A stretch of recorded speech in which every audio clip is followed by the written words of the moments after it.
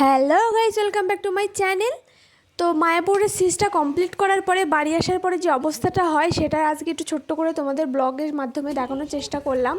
তো সারা ঘর একদম পাতিয়ে ফেলেছি, যা যা নিয়ে গেছিলাম সেগুলো ধোয়াধুয়ি ছিল। তারপরে কদিন ধরে খুব মেঘলা ওয়েদারও ছিল, যার জন্য সেগুলো ধুয়েও শুকিয়ে উঠতে পারছিলাম না। তো শেষ পর্যন্ত ফাইনালি সব কিছু গোছানো শুরু করে দিলাম।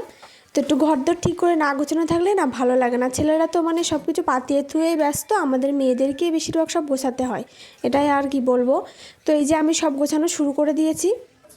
আমার যখন প্রায় সব কিছু গোছানো কমপ্লিট তখন বাইরের থেকে কেউ একজন ডাকলো। তো গলার ভয়েসটা শুনেই বুঝতে পারলাম সে আর কেউ না, আমার ঠাম্মা শাশুড়ি এসছে।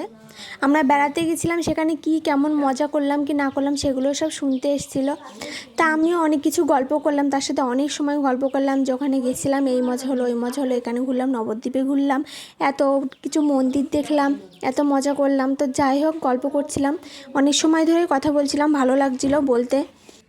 সকাল থেকে এসব গোছগাছ করার মধ্যে দিয়ে নিজের দিকে তাকানোর সময় পাইনি, তাই সুযোগ বুঝে যখন ঠাম্মা শাশুড়ি এসেছেন গল্প করতে, তার সাথে গল্প করতে করতে একটু মাথাটা আশ্রয় নিলাম।